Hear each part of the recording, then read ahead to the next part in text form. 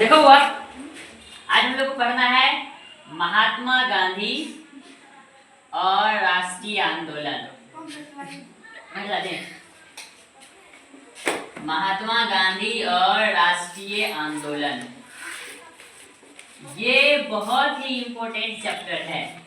यहाँ से हर एक साल अच्छा खासा क्वेश्चन पूछता है और बड़े मजे की बात यह है, इस चैप्टर को हम लोग क्लास 10 में पढ़ के आ चुके हैं। दसवां पढ़ा होगा ना, चंपारण सत्याग्रह, उसके बाद रोलैंड एक्ट, जालियांवाला बाग हत्याकांड, यही सब कहानी इसमें पढ़ना है। तो सबसे पहले हम लोग जानेंगे, चैप्टर का नाम ही है महात्मा गांधी और राष्ट्रीय आंदोलन। सबसे पहले जानेंगे महात्मा गांधी के बारे में, गांधी जी का जीवन परिचय देखेंगे। उसके बाद फिर हम जानेंगे कि भारत के राष्ट्रीय आंदोलन में गांधी जी का किस प्रकार योगदान था, गांधी जी ने अपना योगदान किस प्रकार दिए थे। तो बात करोगे, सबसे पहले हम महात्मा गांधी का जीवन परिचय पढ़ेंगे। जब महात्मा गांधी का जीवन परिचय पढ़ोगे तो इस बात से सभी बच्चे वाकिफ हो कि महात्मा गांधी का जो जन्म होता है वह कब हुआ 2 अक्टूबर 1869 ईस्वी को। ये बात तो बताने वाला है ही नहीं, हर एक बच्चा को पता है कि 2 अक्टूबर 1869 ईस्वी को राष्ट्रपिता महात्मा गांधी जी का जन्म होता है। और होता कहाँ हुआ? गुजरात के पोरबंदर नामक शहर में होता है। इनका जन्म गुजरात के पोरबंदर नामक शहर में 2 अक्टूबर 1869 ईस्वी को होता है। इतना सही बच्चे को अच्छे से याद है। 13 वर्ष की उम्र में इनका शादी हो जाता है किससे हुआ रे?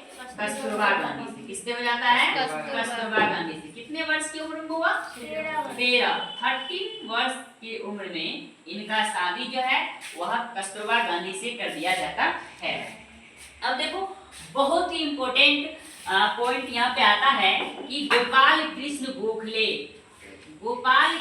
गोखले को महात्मा गांधी का राजनीतिक गुरु कहा जाता है। क्या कहा जाता हुआ? राजनीतिक गुरु। ये क्वेश्चन कई बार पूछा हुआ एमसीक्यू में, ऑब्जेक्टिव में, कि महात्मा गांधी के राजनीतिक गुरु कौन थे?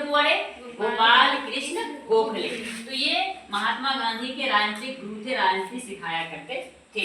उसके बाद हम बात करेंगे तो तुमको पता होगा कि गांधी जी एक वकील के रूप में दक्षिण अफ्रीका गए थे। कहाँ गए थे? हुआ दक्षिण अफ्रीका।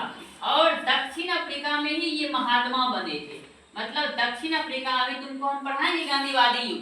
जब हम गांधीवादी युग पढ़ाएंगे तो वहां पे तुमको हम बताएंगे कि दक्षिण अफ्रीका में ही इन्होंने क्या बने थे? महात्मा बने थे। पहली बार सत्याग्रह में इन्होंने भाग लिए थे। कहाँ पर? दक्षिण अफ्रीका में। और सत्याग्रह का जो नियम था वो अहिंसात्मक था। उन्होंने अहिंसात्मक रूप को अपनाया पहली बार दक्षिण अफ्रीका में, और वहीं इन्होंने क्या बने थे? महात्मा बने थे। उसके बाद हम बात करते हैं कि गांधी जी अफ्रीका गए। अफ्रीका में 2 दशक रहने के बाद, मतलब 2 दशक 20 साल, लगभग 20 साल रहने के बाद 1915 ईस्वी में कहाँ लौट आते हैं?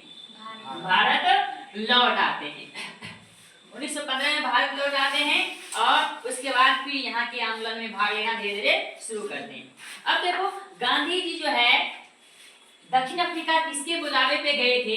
तो एक व्यक्ति था, नाम था शेख अब्दुल्ला। क्या नाम था हमारे? शेख अब्दुल्ला। इसी शेख अब्दुल्ला के बुलावे पर गांधी जी 1893 ईस्वी में पहुंच गए। कहाँ?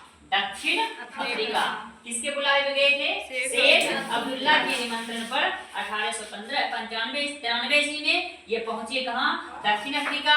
वहां पर 2 दशक बिताए। 2 दशक रहने के बाद 1915 में फिर भारत लौटे और राष्ट्रीय आंदोलन में भाग लिए। उसके बाद अगर बात करोगे, गांधी जी के माता का नाम पुतलीबाई, हर एक व्यक्ति जानता है। गांधी जी के पिता का नाम मोहनदास था, हर एक व्यक्ति को पता है। गांधी जी का पूरा नाम मोहनदास करमचंद गांधी है, ये बात भी हर एक व्यक्ति को अच्छे से पता है। अब देखो, हम बात करते हैं कि महात्मा गांधी की जो मृत्यु की बात करोगे वो 30 जनवरी 1948 ईस्वी को नाथूराम गोडसे के द्वारा इनको गोली मारकर हत्या कर दिया गया, मार दिया गया।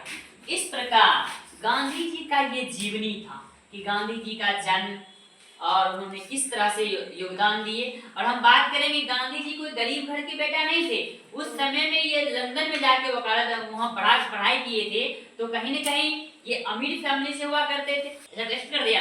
चलो वो नया टॉपिक जो हमारा है वो है गांधीवादी युग की शुरुआत। अब भारत में गांधीवादी युग की शुरुआत कैसे होता है? गांधीवादी युग की शुरुआत देखो, तुमको पता है कि गांधी जी अफ्रीका में 2 दशक रहने के बाद, मतलब 20 साल तक लगभग अफ्रीका में रहने के बाद वो भारत आते हैं 1915 ईस्वी में। भारत आते हैं तो ये जब जैसे ही भारत आते हैं, चूंकि यह पहले ही दक्षिण अफ्रीका में सत्याग्रह कर चुके थे, पहली बार दक्षिण अफ्रीका में सत्याग्रह कर चुके थे और वही इन्होंने महात्मा बन गए थे। वही इनको महात्मा, दक्षिण अफ्रीका के आंदोलन ने ही इनको महात्मा बनाया था और वो प्रणाली यूज किए थे, वो अहिंसात्मक था। अब जब ये भारत लौटे तो जब भारत लौटे तो देखिए यहाँ पर भी अंग्रेज ने क्या कर चुका है, हमारे लोगों के पे कब्जा कर चुका है, यहाँ पे शासन कर रहा है। तो इन्होंने राष्ट्रीय आंदोलन को बढ़ाना शुरू किया और अधिक बढ़ाया। इनकी पहली जो सार्वजनिक मीटिंग हुई थी, लोगों से सार्वजनिक मुलाकात हुई थी, वो कहाँ हुई थी? वो BHU के उद्घाटन समारोह में। कहाँ हुई थी? BHU। इसका फुल फॉर्म क्या होता है? बनारस हिंदू यूनिवर्सिटी, मतलब बनारस हिंदू विश्वविद्यालय।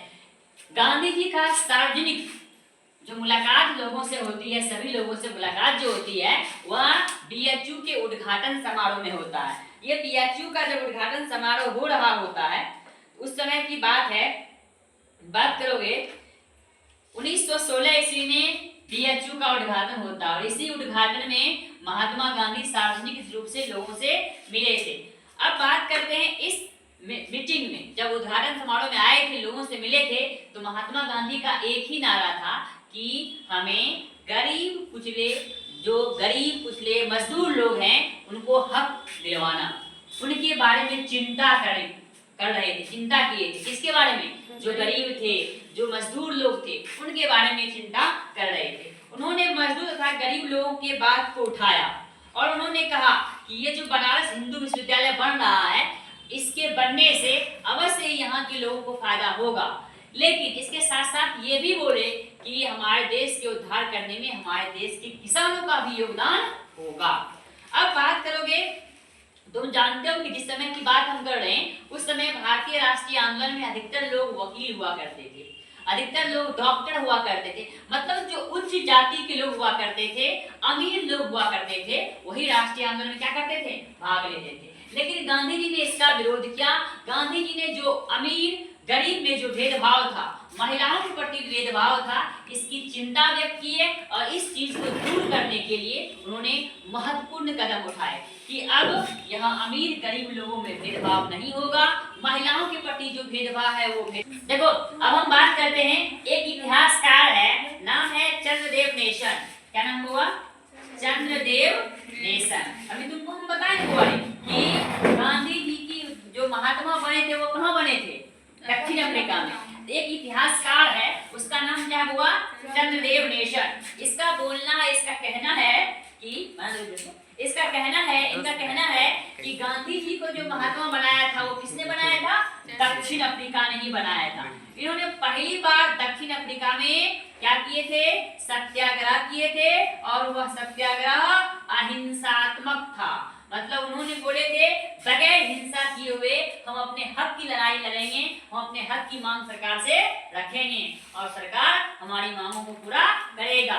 जब उन्हें वहां सफलता मिली तो वो यहाँ आए और यहाँ आकर सबसे पहले इनका जो पहला जो घटना होता वो चंपारण सत्याग्रह भी हम लोग पढ़ेंगे। उससे पहले हम लोग एक चीज पढ़ लेते हैं, वो है लाल बाल पाल। क्या वो है? लाल बाल पाल। नाम सुना होगा तुम लोग? लाल बाल पाल। एक का नाम था लाला राजपत राय। क्या नाम था हुआ? लाला राजपत राय। बाल गंगाधर तिलक। बाल गंगाधर तिलक। और एगो तीसरा क्या था? सत्येंद्रनाथ पाल। क्या था? लाल बाल पाल। बिपिन चंद्र पाल। 3 बिपिन चंद्र पाल 3 ये, और इन तीनों को मिलाकर क्या कहा गया? लाल बाल पाल। ये 3 व्यक्ति की बात करोगे, जब हम बात करोगे तो जो जिन्हें पंजाब के लाला लाजपत राय कहाँ के बुआ रे? ये कहाँ के थे? महाराष्ट्र के। कहाँ के थे? और ये कहाँ के थे? बंगाल के थे। मतलब लाला लाजपत राय पंजाब के, बाल गंगाधर तिलक महाराष्ट्र के और बिपिन चंद्र पाल बंगाल के। देखो कितना दूर दूर के लोग हैं, इतना दूर दूर के लोग हैं, फिर भी इनके बीच मजबूत संबंध था। बहुत अच्छे तरह से इनके बीच अपने राष्ट्र के प्रति जुनून भरा हुआ था। और यही कहीं न कहीं हमारे देश में क्या हुआ कि जो राष्ट्रवाद की भावना है उसको और ज्यादा निखारने की कोशिश किया। इन तीनों के बारे में पढ़ने के बाद, इन तीनों उदारवादियों के बारे में पढ़ने के बाद अब हम लोग को पढ़ना है कि चंपारण सत्याग्रह। और चंपारण सत्याग्रह का जो क्लास होगा वो अगले क्लास में होगा। ठीक।